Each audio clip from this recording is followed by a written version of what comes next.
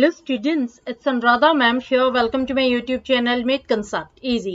आज के video lecture में क्लास 12 अकाउंटेंसी के chapter 1 accounting for partnership firm fundamental के MCQs डिटेल में एक्सप्लेन करने जा रही हूँ। पूरा वीडियो लेक्चर स्टार्टिंग से एंड तक फुल कंसंट्रेशन के साथ देखना, क्योंकि ये जो चैप्टर है क्लास 12 के लिए तो इम्पोर्टेंट है ही है। इसके साथ साथ जो बच्चे CUET एग्जाम की तैयारी कर रहे हैं उनके लिए भी ये चैप्टर बहुत इंपॉर्टेंट है। सारे MCQs में आपको विद रीजन एक्सप्लेन करूंगी कि जो ऑप्शन करेक्ट है वो क्यों है।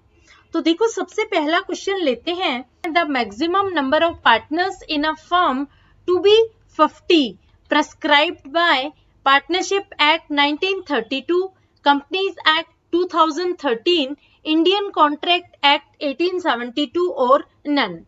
देखो, जब भी पार्टनरशिप फॉर्म की जाती है तो उसमें मिनिमम 2 मेंबर्स होते हैं और मैक्सिमम 50। जो ये 50 मैक्सिमम मेंबर्स हैं, ये कहां पर प्रिस्क्राइब है? यानी क्या पार्टनरशिप एक्ट 1932 ने प्रिस्क्राइब किया है कि पार्टनरशिप में मैक्सिमम लिमिट ऑफ पार्टनर्स 50 होने चाहिए? नहीं, ये प्रिस्क्राइब किया है कंपनीज एक्ट 2013 ने। देखो, एज पर section 464 of companies act 2013, maximum limit of partners should not exceed 50। यानी पार्टनरशिप में मैक्सिमम मेंबर्स 50 हो सकते हैं, 50 से ज्यादा मेंबर्स को एडमिट नहीं किया जाएगा। ये प्रिस्क्राइब किया है सेक्शन 464 ऑफ कंपनीज एक्ट 2013 में। तो इसका करेक्ट आंसर होगा ऑप्शन बी, कंपनीज एक्ट 2013। देखो, इसमें एक और क्वेश्चन बन सकता है कि पार्टनरशिप में मैक्सिमम नंबर ऑफ पार्टनर्स कितने होते हैं। तो आपको ये भी आंसर पता होना चाहिए कि मैक्सिमम लिमिट ऑफ पार्टनर्स होती है 50 in partnership firm. Clear? Question number 2 is forming a partnership deed is mandatory, not mandatory, mandatory in writing और नन। देखो, जब भी पार्टनरशिप फॉर्म की जाती है तो वो हमेशा एग्रीमेंट के बेस पर फॉर्म होती है। और जो एग्रीमेंट है ये 2 तरह का होता है। एक होता है ओरल एग्रीमेंट और दूसरा है रिटन एग्रीमेंट। जो रिटन एग्रीमेंट है उसे कहते हैं पार्टनरशिप डीड।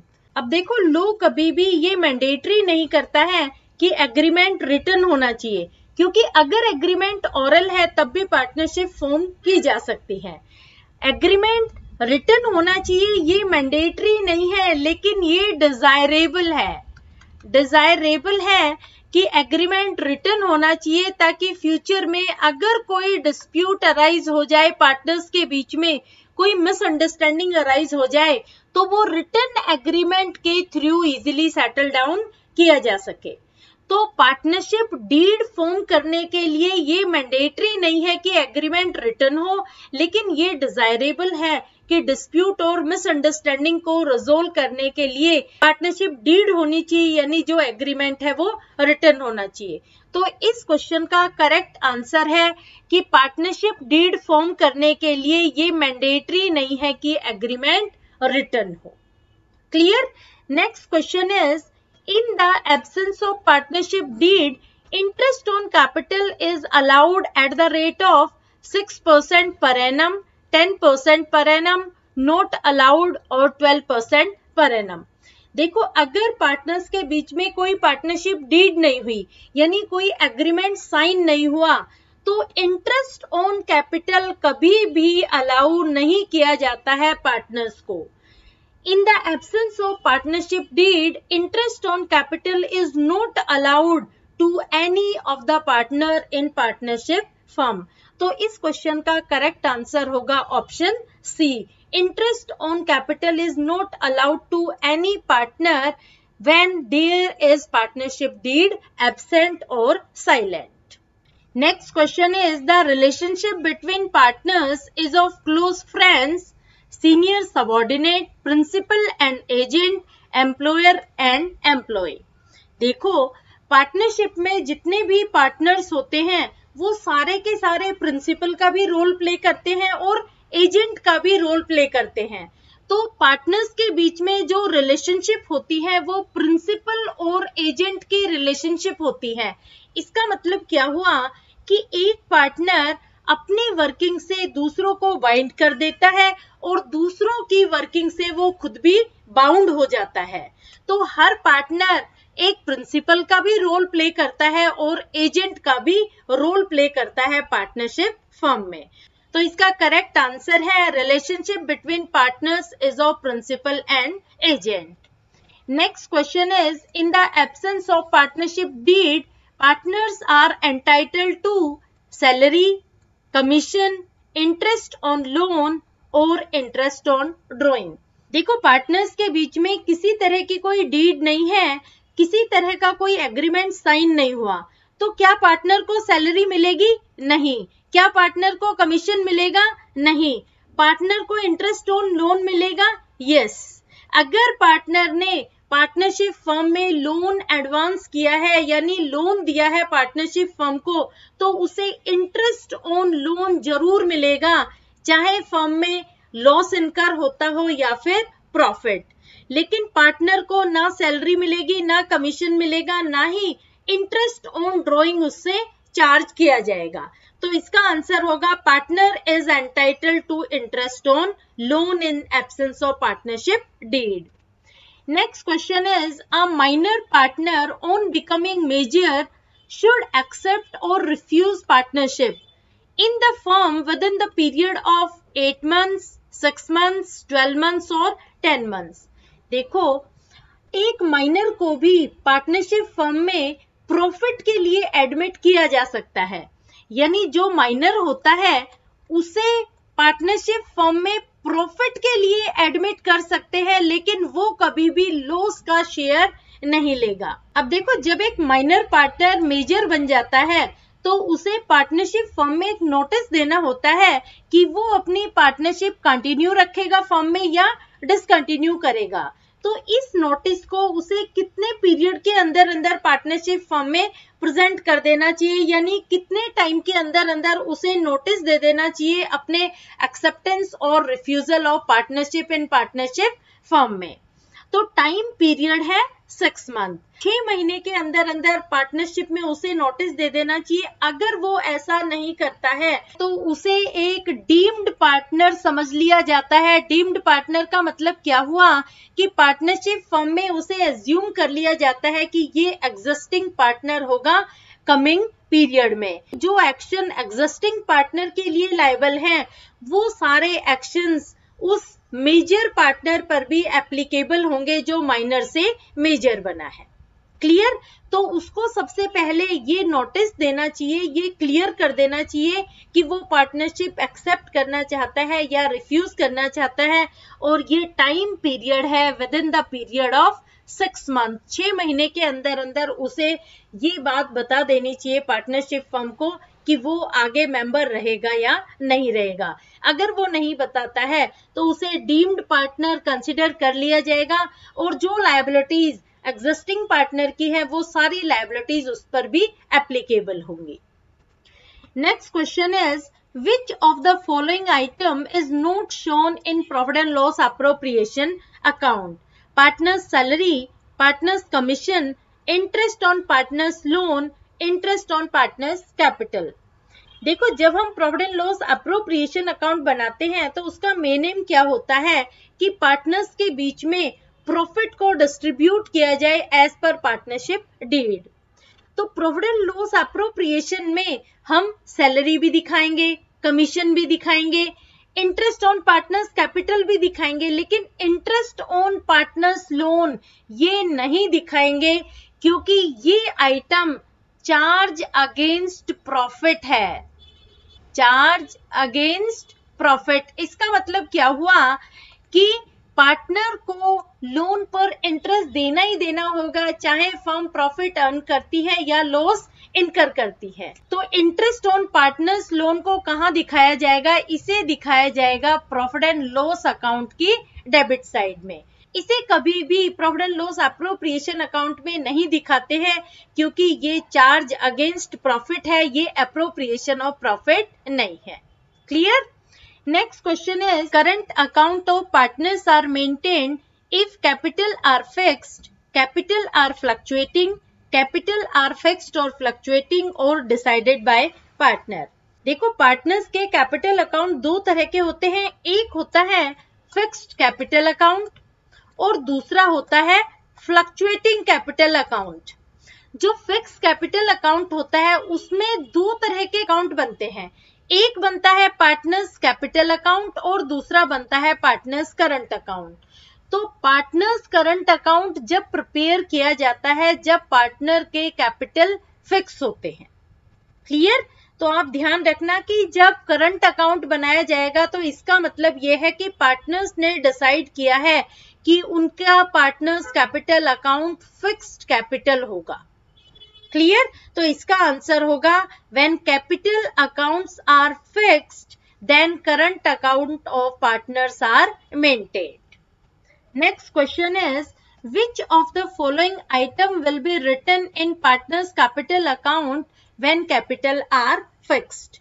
देखो जब कैपिटल फिक्स होता है तो कौन सा आइटम हम पार्टनर्स कैपिटल अकाउंट में लिखते हैं।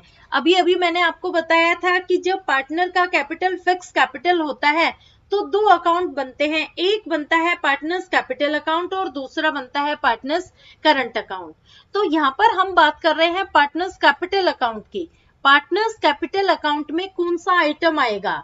Additional capital introduce by partner, interest on partners capital, interest on partners drawing और शेयर ऑफ प्रॉफिट। पार्टनर के कैपिटल में additional capital introduce by partner लिखा जाएगा। ये जो तीन आइटम है ये दिखाए जाएंगे पार्टनर्स करंट अकाउंट में। देखो जो पार्टनर्स कैपिटल अकाउंट होता है वो एज इट इज रहता है ईयर आफ्टर ईयर, जब तक कि कोई एडिशनल कैपिटल इंट्रोड्यूस ना किया गया हो या कैपिटल विड्रॉ ना किया गया हो, तब तक सारे पार्टनर का बैलेंस एज इट इज रहता है। तो इसका आंसर होगा additional capital introduce by partner. Clear? Next question is if partners capital are fluctuating. देखो अब दूसरा कैपिटल अकाउंट आ गया है fluctuating. Which item will be recorded in credit side of capital account. जब partners capital account fluctuating capital है तो हम कौन सा आइटम रिकॉर्ड करेंगे पार्टनर के कैपिटल अकाउंट के credit side? Salary, commission, interest on capital and all of the above. देखो जब पार्टनर्स कैपिटल फ्लक्चुएटिंग होता है तो एक ही पार्टनर्स कैपिटल अकाउंट हम बनाते हैं और इसके क्रेडिट साइड में हम सारे ये आइटम रिकॉर्ड करेंगे, या सैलरी भी रिकॉर्ड करेंगे, कमीशन भी रिकॉर्ड करेंगे, इंटरेस्ट ऑन कैपिटल भी रिकॉर्ड करेंगे। सारे आइटम हम पार्टनर्स कैपिटल अकाउंट के क्रेडिट साइड रिकॉर्ड करेंगे जब पार्टनर्स कैपिटल फ्लक्चुएटिंग होता है। तो इसका आंसर है ऑल ऑफ द अबव। तो option D is the correct answer, क्योंकि सारे item salary, commission, interest on capital will be recorded on credit side of partners capital account when partners capitals are fluctuating. Next question is interest on partners drawing will be debited to profit and loss account, profit and loss appropriation account, partners current account और interest account. देखो interest on partners drawing को हम कहां पर debit करते हैं, ध्यान देना यहाँ पर डेबिट लिखा हुआ है। डेबिट कहां करेंगे? देखो पार्टनर के लिए ड्रॉइंग पर इंटरेस्ट एक लॉस होता है और जो लॉस होता है उसे हम पार्टनर्स कैपिटल अकाउंट में डेबिट साइड दिखाते हैं। लेकिन क्वेश्चन में आपको कहीं पर पार्टनर्स कैपिटल अकाउंट नहीं दिया गया, यहाँ पर आपको दिया है पार्टनर्स करंट अकाउंट। इसका मतलब क्या है कि पार्टनर्स ने डिसाइड किया है कि वो कैपिटल अकाउंट को फिक्स रखेंगे। तो इंटरेस्ट ऑन पार्टनर्स ड्रॉइंग को हम डेबिट करेंगे पार्टनर्स करंट अकाउंट में। पार्टनर्स के लिए इंटरेस्ट ऑन ड्रॉइंग एक लॉस है और लॉस को हम हमेशा डेबिट करते हैं पार्टनर्स कैपिटल और करंट अकाउंट में। तो पार्टनर्स करंट अकाउंट में इंटरेस्ट ऑन पार्टनर्स ड्रॉइंग को डेबिट किया जाएगा। तो इसका करेक्ट आंसर है option C, interest on partners drawing will be debited to partners current account. अगर यहाँ पर करंट अकाउंट नहीं होता, कैपिटल अकाउंट होता, तो हम समझते कि पार्टनर का जो कैपिटल अकाउंट है वो फ्लक्चुएटिंग है। पार्टनर्स करंट अकाउंट और पार्टनर्स कैपिटल अकाउंट दोनों ही आंसर राइट है, लेकिन क्वेश्चन में आपको करंट अकाउंट दिया है। इसका मतलब आप ये एज्यूम करेंगे कि पार्टनर्स ने फिक्स कैपिटल अकाउंट बनाया है, इस वजह से उन्होंने करंट अकाउंट दिखाया है। तो इंटरेस्ट ऑन पार्टनर्स ड्रॉइंग हम डेबिट करेंगे पार्टनर्स करंट अकाउंट में। Next question is pick the odd one out of the following. Interest on partners capital, interest on partners loan, rent paid to partner, managers commission. देखो 4 option में से 3 option एक जैसे हैं और एक उनसे अलग है, तो कौन सा है वो ऑप्शन? देखो इंटरेस्ट ऑन पार्टनर्स कैपिटल ये क्या है? ये है एप्रोप्रिएशन ऑफ प्रॉफिट। और ये जो 3 ऑप्शन है ये है charge against profit, charge against profit. इन तीनों आइटम को दिखाया जाएगा प्रॉफिट एंड लॉस अकाउंट की डेबिट साइड, और इंटरेस्ट ऑन पार्टनर्स कैपिटल इसे दिखाया जाएगा profit and loss appropriation account की डेबिट साइड। तो इसका राइट आंसर होगा option A, interest on partners capital this is odd one out. यानी ये जो आइटम है ये इन तीनों से अलग है, ये तीनों एक नेचर के हैं, ये तीनों चार्ज अगेंस्ट प्रॉफिट है और इंटरेस्ट ऑन पार्टनर्स कैपिटल ये एप्रोप्रिएशन ऑफ प्रॉफिट है।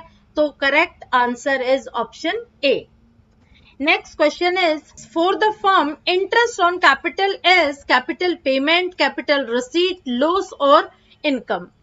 देखो फर्म के लिए इंटरेस्ट ऑन कैपिटल क्या है? जब भी फर्म पार्टनर्स को इंटरेस्ट देती है उनके कैपिटल पर, तो फर्म को हमेशा लॉस होता है, क्योंकि फर्म के पास से पैसा जाता है और पार्टनर्स को पैसा मिलता है। तो interest on capital is always loss for the firm. तो इसका करेक्ट आंसर होगा option C. Next question is in the absence of partnership deed interest on loan of a partner is allowed at the rate 12% per annum, 6% per annum, 10% per annum or not allowed। देखो partners के बीच में कोई भी partnership deed नहीं है और एक पार्टनर ने फर्म को लोन दिया है, तो उसके लोन के अमाउंट पर उसे कितना इंटरेस्ट देगी फर्म, क्योंकि उनके बीच में कोई डीड नहीं है। तो यहाँ पर पार्टनरशिप एक्ट 1932 का जो प्रोविजन है उसे फॉलो किया जाएगा। पार्टनरशिप एक्ट 1932 के प्रोविजन के बेस पर पार्टनर को 6% पर एनम इंटरेस्ट अलाउ किया जाएगा in the absence of partnership deed. यानी जब पार्टनर्स के बीच में किसी तरह का कोई रिटन एग्रीमेंट नहीं होता और पार्टनर ने लोन दिया होता है फर्म को, तो उसे 6% पर एनम के हिसाब से इंटरेस्ट मिलेगा उसकी लोन की अमाउंट पर। ये पार्टनरशिप एक्ट 1932 का प्रोविजन है in absence of partnership deed. Next question is when unequal amount is withdrawn at different dates, interest on drawing is calculated by using product method, average period method, both product method and average period method and none A and B। यानी ना ही product method और ना ही average period method। देखो जब partner unequal amount withdraw करते हैं, यानी कभी फर्म से 5,000 रुपए निकाल रहे हैं, कभी 7,000 रुपए निकाल रहे हैं, कभी 15,000 रुपए निकाल रहे हैं, तो इस तरह से अनइक्वल अमाउंट वो विड्रॉ कर रहे हैं और डिफरेंट डेट पर विड्रॉ कर रहे हैं। कभी वो 1 जनवरी को पैसे निकाल रहे हैं, कभी वो 30 मई को पैसे निकाल रहे हैं। तो इस तरह से उनकी डेट ऑफ ड्रॉइंग भी डिफरेंट है और उनकी अमाउंट भी डिफरेंट है। तो कौन सा मेथड यूज किया जाएगा इंटरेस्ट ऑन ड्रॉइंग कैलकुलेट करने के लिए? तो ये मेथड होगा product method. When unequal amount is withdrawn at different date, product method is used to calculate interest on drawing. Clear? Next question is if date of drawing is not given, interest on drawing is calculated for 12 months, 8 months, 6 months और 1 month। देखो, जब drawing की date नहीं दी गई है कि किस तारीख को अमाउंट विड्रॉ की है पार्टनर ने, तो कैसे इंटरेस्ट ऑन ड्राइंग कैलकुलेट किया जाएगा, यानी कितने महीने का पीरियड लेकर के हम ड्राइंग को कैलकुलेट करेंगे।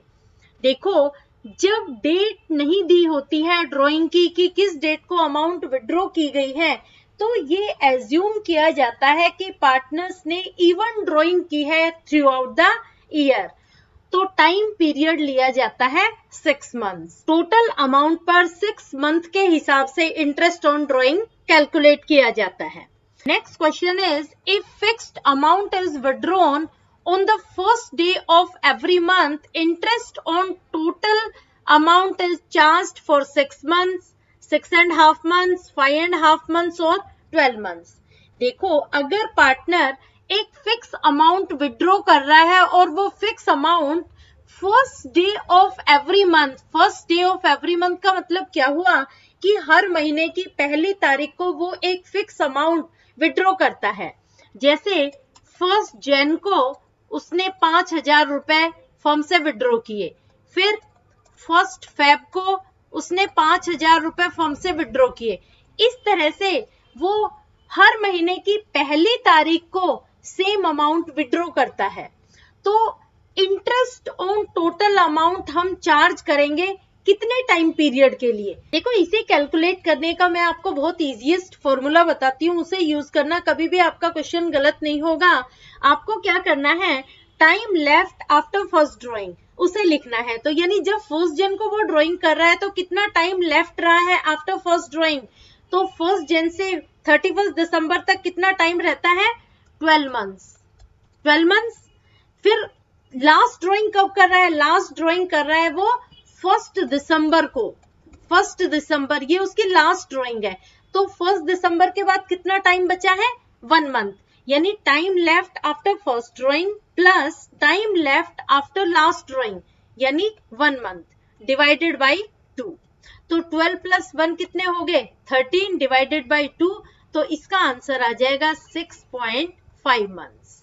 तो इसका राइट ऑप्शन है ऑप्शन बी, 6.5 मंथ्स। अगर पार्टनर फिक्स अमाउंट विड्रॉ कर रहा है on the first day of every month, तो हमेशा टाइम पीरियड होगा 6.5 मंथ। ये कैलकुलेट करने का भी मैंने आपको फॉर्मूला बता दिया है, time left after first drawing plus time left after last drawing divided by 2। Clear? Next question is, if fix amount is withdrawn on the last date of every month. देखो, पिछले क्वेश्चन में क्या था, on the first day of every month, और यहाँ पर है on the last day of every month, interest is charged on total amount for 6 month, 6.5 month, 5.5 month और 5 मंथ। देखो, सेम फॉर्मूला हम अप्लाई करते हैं, time left after first drawing, यानी उसने पहली ड्राइंग कब की है, उसने पहली ड्राइंग की है 31 जनवरी को। कितने की है, सपोज 5,000, तो 31 जनवरी के बाद कितना टाइम उसका लेफ्ट रहा है, ये है 11 मंथ्स। और लास्ट ड्राइंग उसने कब की है, लास्ट ड्राइंग की है उसने 31 दिसंबर को। अमाउंट इज सेम, तो यहाँ पर कितना टाइम लेफ्ट है आफ्टर लास्ट ड्राइंग, यहाँ पर टाइम है 0 डिवाइडेड बाय 2, तो ये आ जाएगा 5.5 महीने। तो इसका करेक्ट आंसर है option C, 5.5 month. Next question is, when a partner is given guarantee by other partners, loss of such guarantee will be borne by all partners, partnership firm, partners who gave the guarantee or partner who has highest profit. देखो, कई बार क्या होता है, partnership firm में कुछ partner guarantee दे देते हैं एक पार्टनर को कि हम आपको एक सर्टेन अमाउंट देंगे, चाहे फर्म में प्रॉफिट अर्न हो या फिर लॉस इनकर हो। तो अगर इनकेस पार्टनरशिप फर्म में लॉस इनकर हो जाता है, तो उस गारंटी की अमाउंट को कौन बियर करेगा? क्या सारे पार्टनर्स बियर करेंगे, पार्टनरशिप फर्म बियर करेगी, जिन पार्टनर्स ने गारंटी दी है वो बियर करेंगे, या जिस पार्टनर का हाईएस्ट प्रॉफिट है वो बियर करेगा? तो देखो, इसका आंसर होगा कि जिन पार्टनर्स ने गारंटी दी है कि हम आपको एक सर्टेन अमाउंट देंगे, सपोज 10,000 रुपए वो एक पार्टनर को देने के लिए गारंटी दे रहे हैं कि अगर फर्म में इनसफिशिएंट प्रॉफिट होता है या लॉस होता है तब भी हम आपको 10,000 रुपए देंगे। तो ये 10,000 रुपए कौन बियर करेगा? वो पार्टनर जिन्होंने 10,000 रुपए देने की गारंटी दी है। तो इसका करेक्ट आंसर होगा option C. Next question is guarantee given to partner A by partner B and C means in case of insufficient profit, A will receive minimum guaranteed amount. In case of loss, A will share loss. In case of loss and insufficient profit, A will receive minimum guaranteed amount or none. देखो इस question का मतलब क्या है कि 3 partner है एक firm में। पार्टनर ए को बी और सी ने गारंटी दी है कि सपोज हम आपको 10,000 रुपए देंगे चाहे पार्टनरशिप फर्म में प्रॉफिट कम हो या फिर लॉस हो। तो देखो यहाँ पर जो पार्टनर ए है क्या उसे 10,000 रुपए मिलेंगे? अगर फर्म में लॉस इनकर होता है या इनसफिशिएंट प्रॉफिट होता है तो क्या उसे 10,000 रुपए मिलेंगे? यस। तो यहाँ पर जो ये क्वेश्चन है इसमें कौन सा ऑप्शन राइट है? In case of loss and insufficient profit, A will receive minimum guaranteed amount. देखो चाहे फर्म में लॉस इनकर हो रहा है या फर्म में इनसफिशिएंट प्रॉफिट हो रहा है तब भी A को 10,000 रुपए तो मिलेंगे ही मिलेंगे क्योंकि ये उसकी गारंटेड अमाउंट है। क्लियर? तो यहाँ पर A को 10,000 रुपीज जरूर मिलेंगे चाहे फर्म में लॉस इनकर होता है या फर्म का इनसफिशिएंट प्रॉफिट होता है। A will receive minimum guaranteed amount, यहाँ पर उसकी मिनिमम गारंटीड अमाउंट है सपोज रुपीज 10,000 तो उसे 10,000 रुपीज जरूर मिलेंगे। क्लियर? होपफुली आपको सारे एमसीक्यूज अच्छे से क्लियर हो गए होंगे। Thank you so much. Please like my video lecture, share it with your friends, subscribe my channel और नोट्स के लिए आप ज्वाइन कर लेना मेरे टेलीग्राम ग्रुप को।